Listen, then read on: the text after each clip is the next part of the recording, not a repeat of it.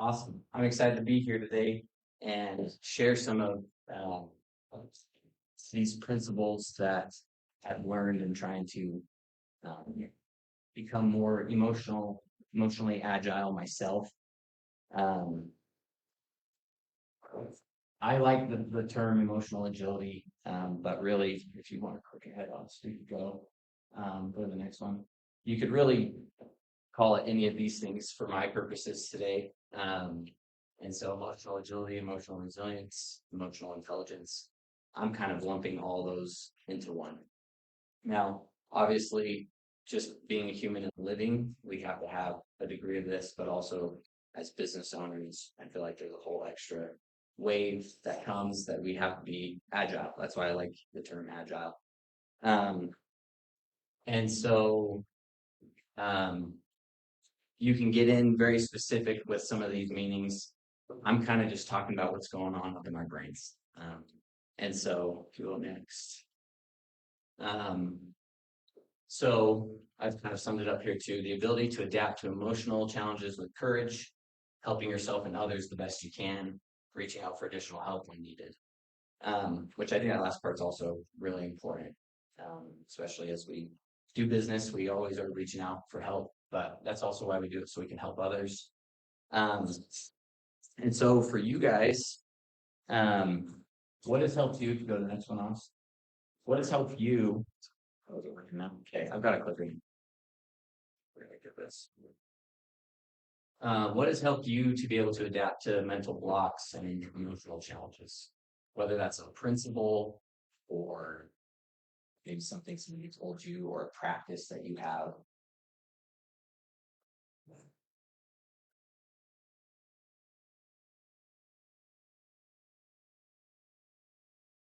Yeah. Trying to put it into words, but not worried about how good other people are doing.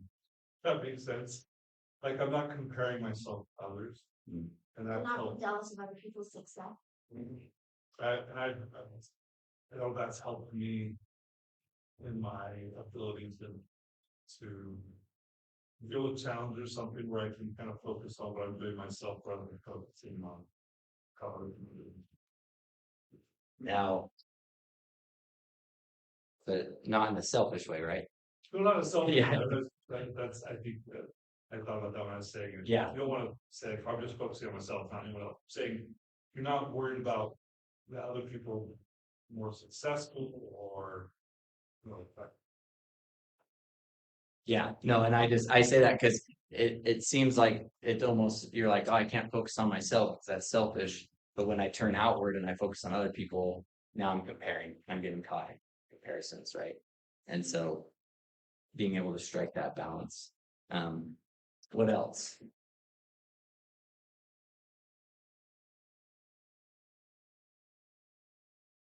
What's good? More blessings. It's what I focus on. Okay. Kind of that same type thing, not comparing outside, but is there a hand over here? Is having a good outlet like basketball, 5:30, 2 acres in the morning. Shameless plug. That's huge. Having a physical outlet, huge help. Yeah, I like that.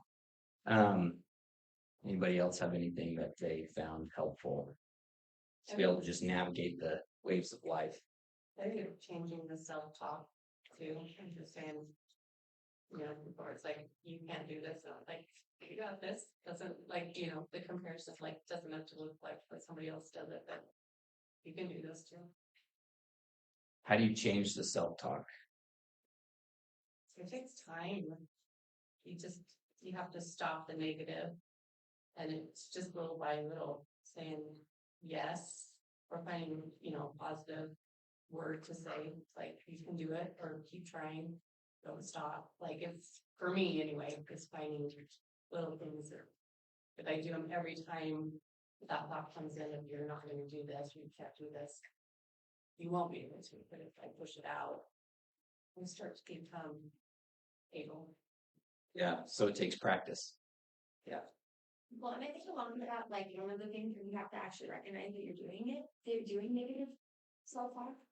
And so one of the practices that I applied when I was younger, I was really struggling. And so I started writing down every day all the horrible things I thought about myself so that I could get it out of my head and see it. And then I was able to recognize like, oh my gosh, I am saying a lot of mean things to myself. And then being able to like look at what the opposite of that thing would be and say, okay, like I actually am smart or I actually am funny or and try to work like say that over and over so that the negative stops going over and over, but instead of like the positive, try and put in the positive.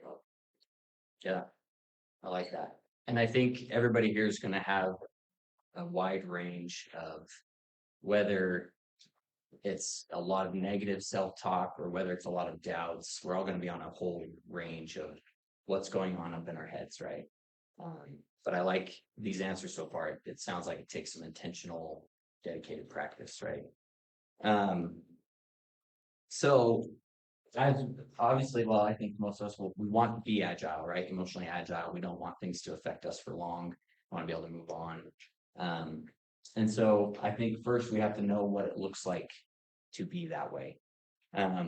Or lots of times, I know a lot in my life, I might struggle to be able to put words to what it is that I want. And so it's even helpful to start with what I don't want and to start to shape and create form to things going the other way first. And so we have to know what we're aiming for, and what an emotional resilient person looks like. And so, and again, well, I didn't say this, but don't feel obligated to comment. I'm okay with silence. And some of these things are really I want you to turn inward and think a little bit. And so if that's ready to be formulated into thought, that's okay. And so I think we've covered some of them, but now if you're not looking at yourself, now it gets a little bit easier, I think. But if we were to look at what does an emotional, resilient, or agile or intelligent person, what does that person look like? What are characteristics of those types of people?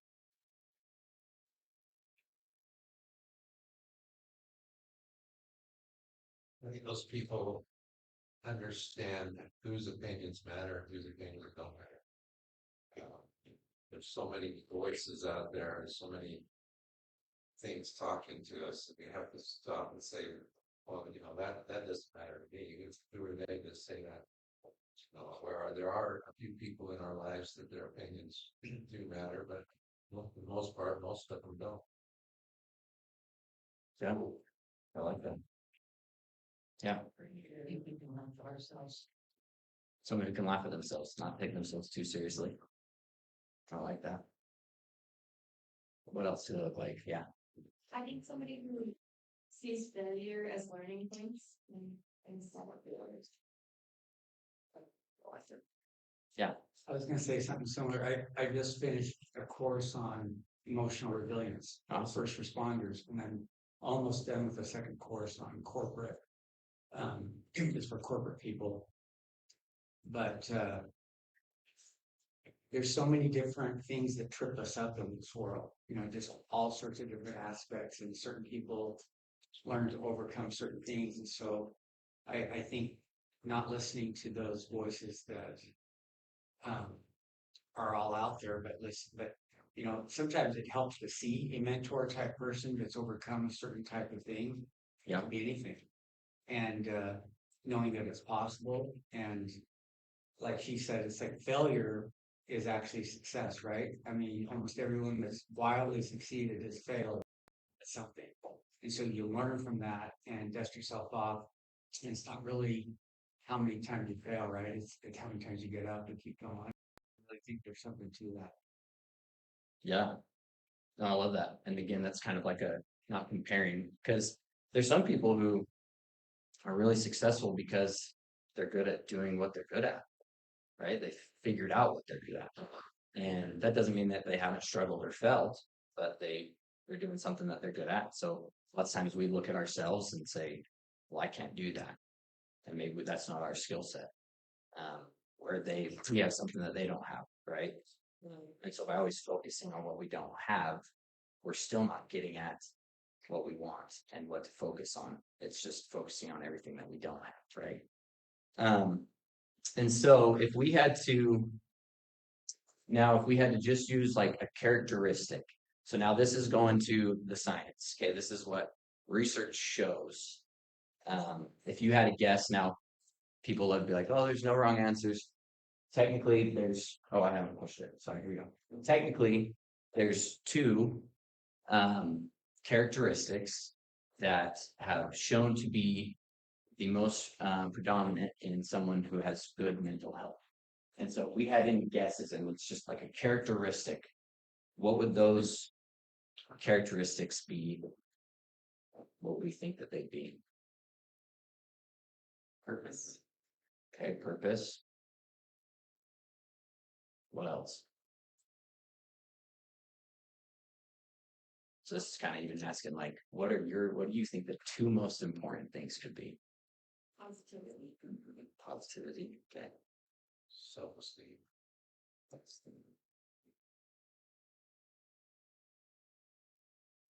Support. Support. More, yeah, super work with other people. Yeah. And all these things are super important, and I think they all even tie together.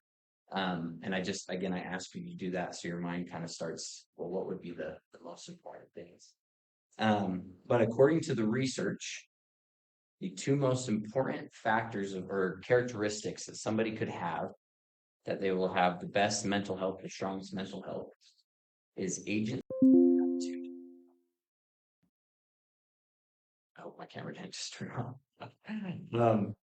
And so when I first learned this, when I first heard this, my head kind of popped up, and I had to check the podcast I was listening to. I was like, "Am I listening to my Come Follow Me podcast, or is this a scientific research based thing that I'm listening to?" I thought I was in Sunday school for a second. We're just sitting here talking about agency and gratitude. And so let's see.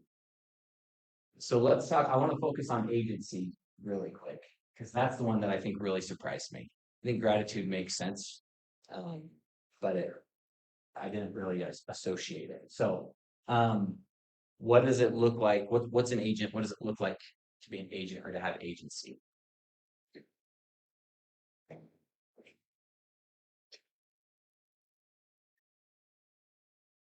The ability to choose. Choose.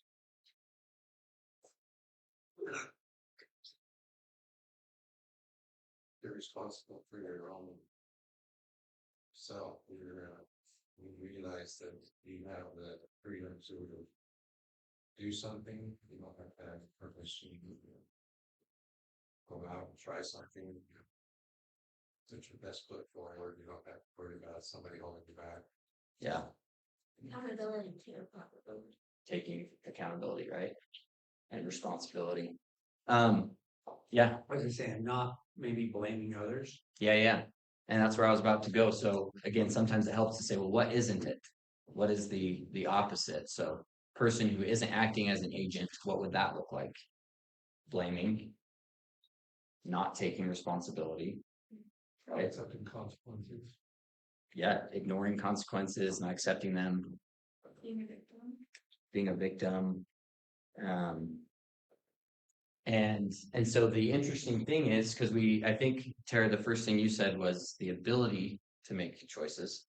So then the question is,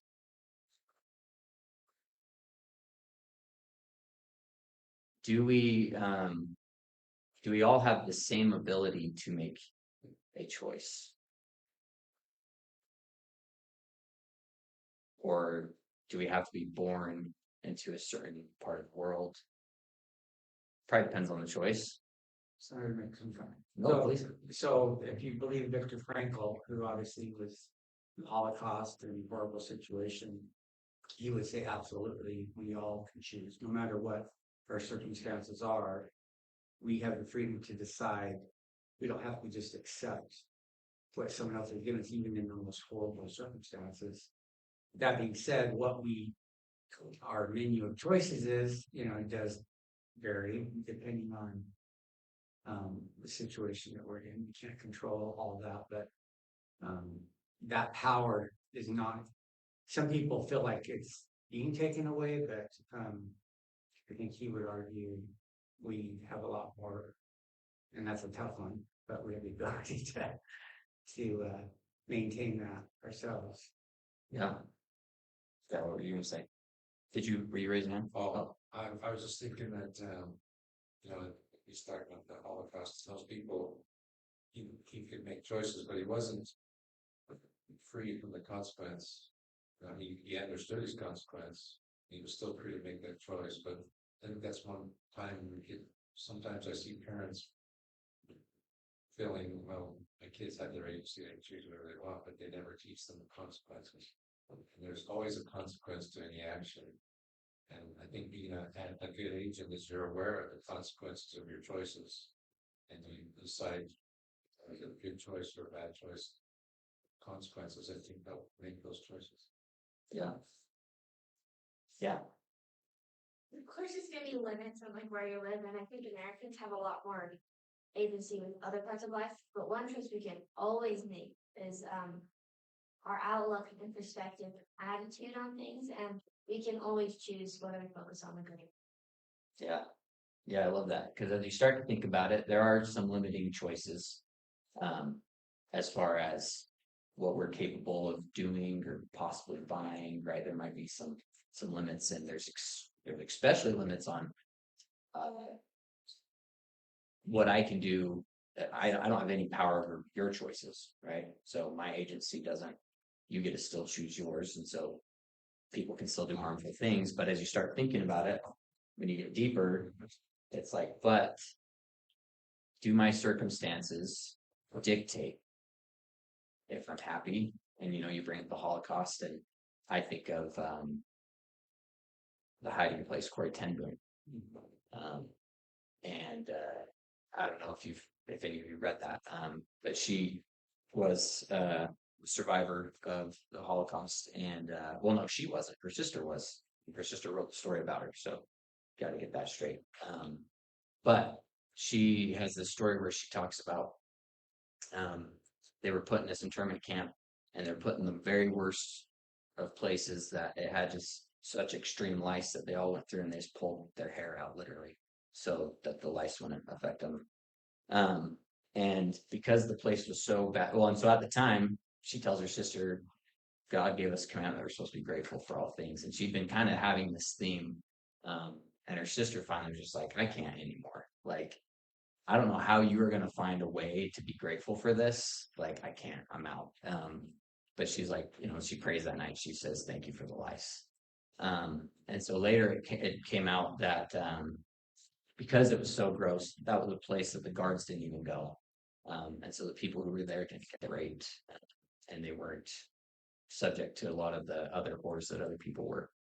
And that's like a really cool story, but it's also one where maybe you get to turn back and see why it was a blessing, maybe. But in the moment, she didn't know. And in the moment, she was able to be grateful. And if there's anybody in this world who had a reason to not be grateful, to not have happiness, it was her. So then it goes back to the question. If we are agents, can we always choose how we feel inside? Can we always be responsible for the choices and the thoughts that we make? Again, if you go too far out, like with, oh, I want to fly to wherever, maybe that's limited, but internally, this realization that I can always choose, turns out, is people who live in that, who live in agency, to say, guess what? I always get to choose how I respond to things. I take responsibility for my emotions and my actions. They have some of the strongest mental health. They're the most mentally agile. And so I think too often when we look at mental health, we always look at symptoms, and we talk about the way that we feel, which, don't get me wrong, there is a time and place for that, to not bottle it up, to let it out. But we're always looking at symptoms of things.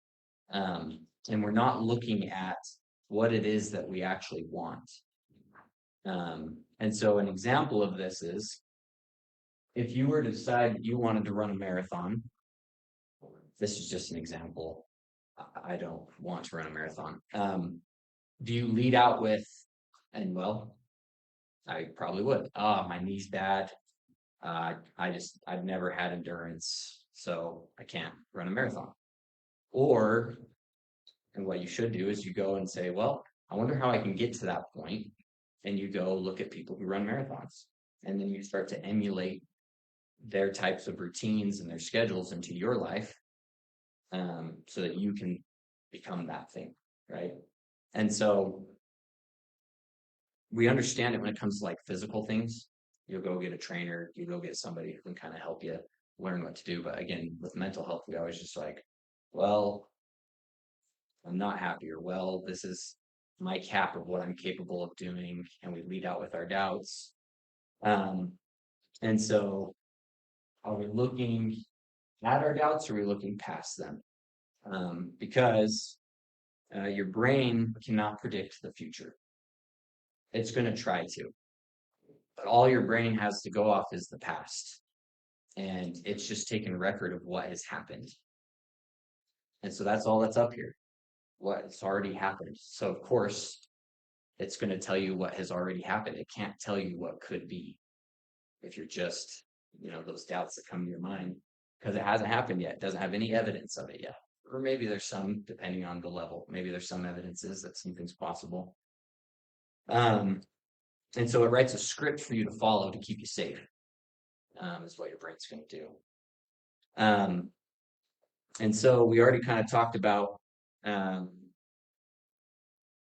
so what happens if we just follow that script? We become a passenger in our own mind, right? We don't have the steering wheel. We're just letting the past dictate what can be. And then we just start following that script and we get in a rut. And so we already kind of talked about this.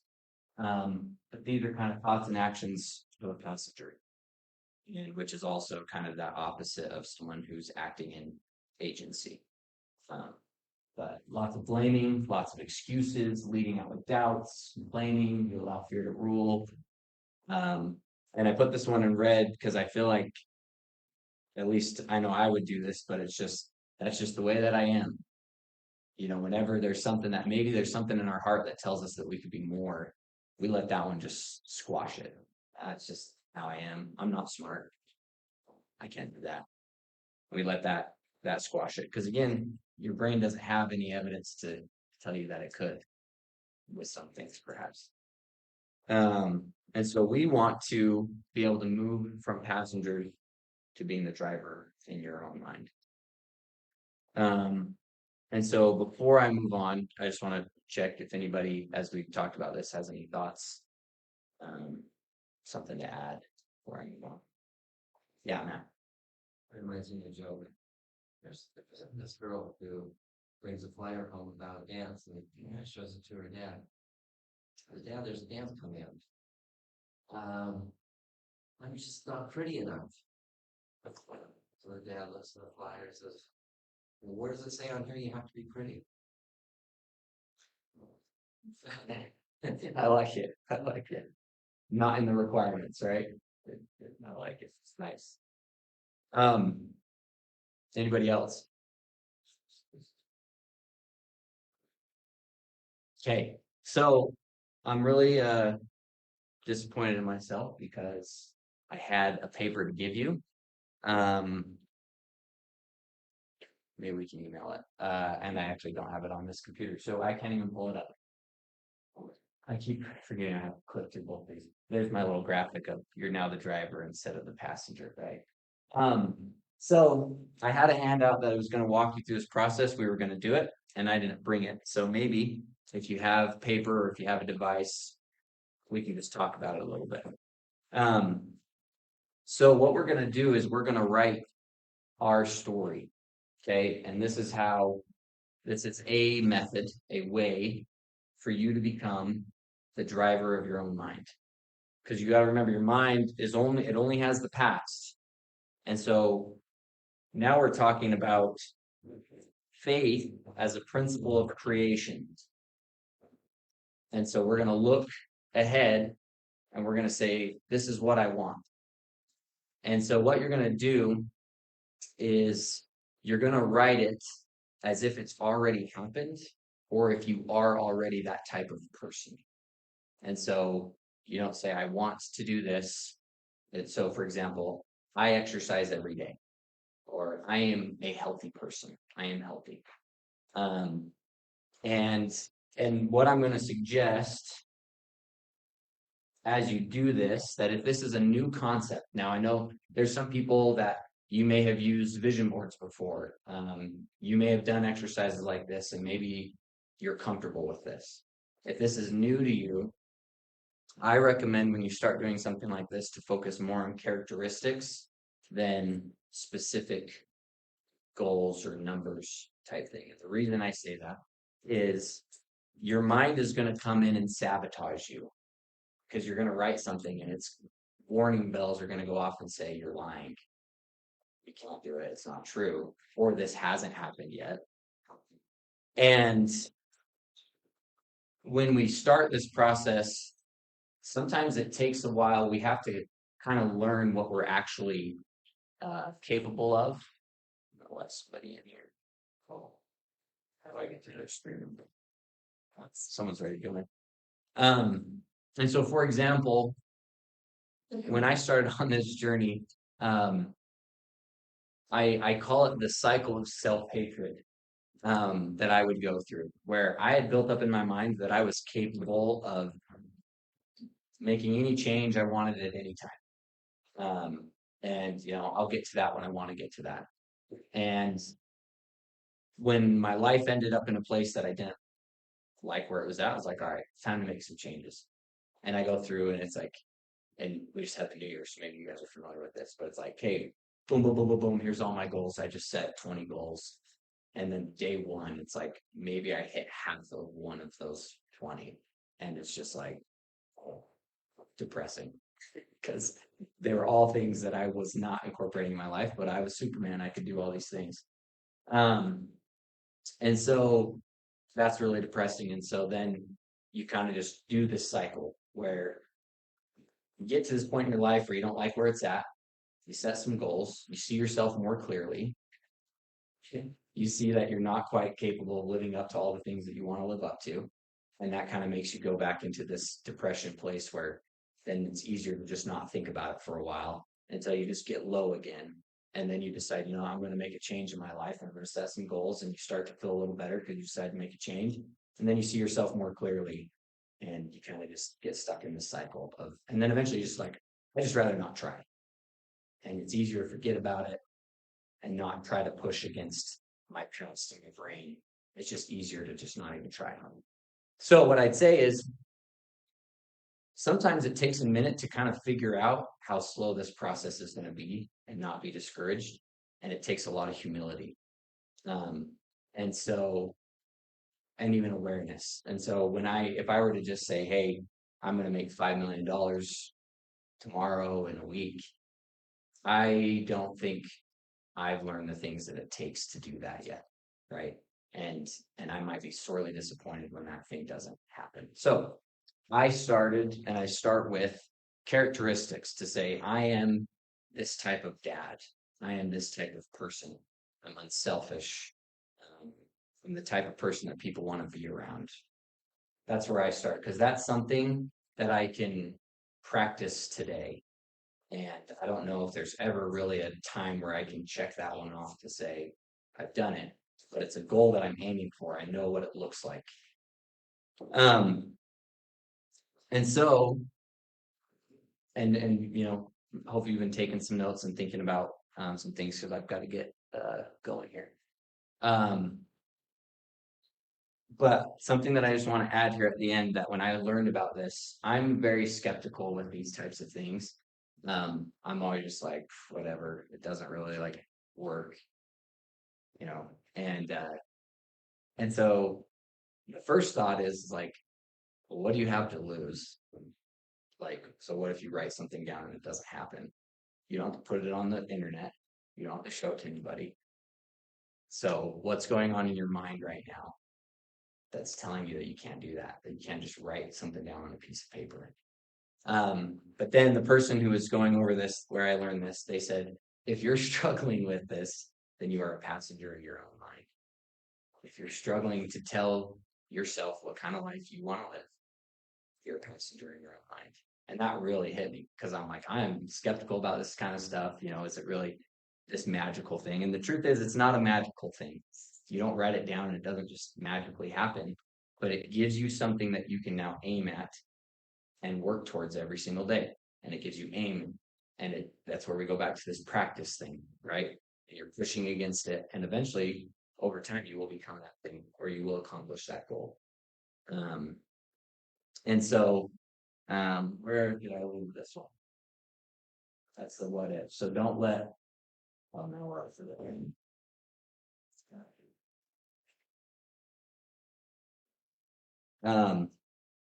Okay, let's keep going one more real quick. One more. Back question. Sure. So, okay, so what I understand from what you just barely said was, it's not something you write down and then just like forget about, like it's something that you focus on every day because your brain is lying to you. There's different thoughts on this. I've heard some people be like, just write something down, forget about it, put it away, and there's belief that your subconscious will go to work on it. For me, I need this constant check to say, you know what, thank you, brain, for warning me where, oh, you can't do that. I see that you're trying to protect me, but I'm going to be in control because this is the life that I want.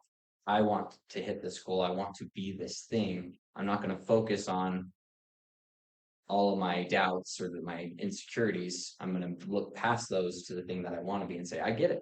I'm not that thing yet. Thank you for keeping me safe. But I'm never going to get there if I listen to you.